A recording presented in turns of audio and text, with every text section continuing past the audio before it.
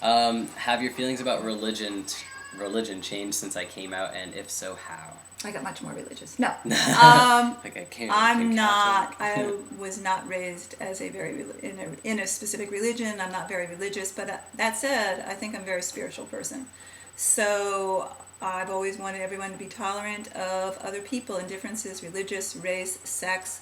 So I would say that it's just reinforced that the way I was, and my spirituality has been reinforced that that's the way I wish everybody would live. All right.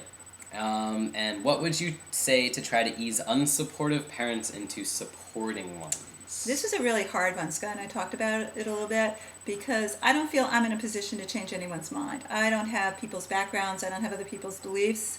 I'm happy to be answering these questions and talk to folks that are trying to understand or to help anybody that's going through a transition, to give you a little bit of information from a parent's perspective to help you talk to your parents. Mm-hmm. And I'm happy to answer any questions from someone that wants to ask questions. That's either from anybody who's going through transitioning, or from the parents themselves. And we're actually going to create an email so that we can post that, and then people can email you. Yep. And this isn't for like really unsupportive parents who are like, just want to like yell and scream about it. This is for people who may have questions. So right, don't yell at me. Yeah.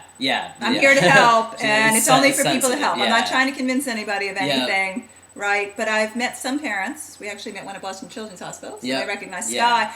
And I started talking to the father, and I think he appreciated it. So, sharing a little experience is what we're here for. It's a good support network. Especially because I'm farther in my transition, and people that are just coming out, their parents might be like, oh no, their life will end if they take hormones or something like that, right. Anything along those lines. It doesn't end. Yep. Anyway, next. So what sort of things happened that you found funny and or unexpected that were related to my transition? Okay, take this in the way it's intended, because I find this really funny. I think Sky does, because it's sort of a joke we have. Sky, this is one example. Sky went and bought a bright yellow car.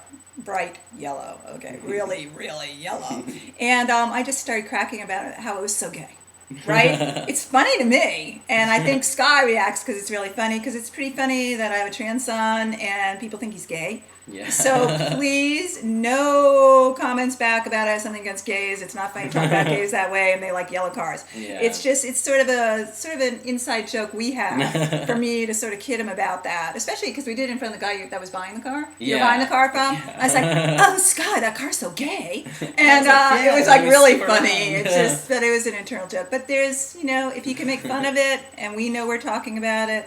Not meant to alienate anybody, but that's sort of funny. Yeah. I like doing that. I know, she likes making fun when I do things that are stereotypically gay.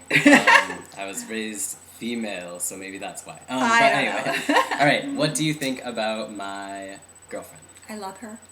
She's really nice. She's nice. Okay, so this is kind of like a out there question, but do you think that this journey would have been easier or more difficult if your child had been born male needing to transition to female? I have no idea. I'm not experiencing it. I have no idea. I think from what I've read that probably males probably have a harder time with sons going female, and mothers might have a harder time with females going to male.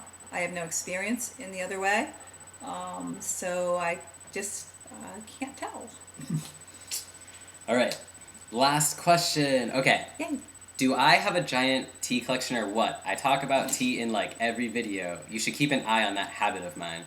And question for me and you is, what are our favorite kinds of tea? Okay, he does have a huge collection of tea, and I do worry about the seriousness of the addiction. All right, he may have to go to a 12-step program eventually for this. My favorite tea is Earl Grey. And mine is, I love Earl Grey. If I want just something like kind of plain on a rainy day. Plain? But, well, it is. It's easy. I like green teas, and I'm addicted to yerba mate. I got off of coffee and onto yerba mate. I'm just trading addictions for each other, so that's good. All right. Well, that's about it.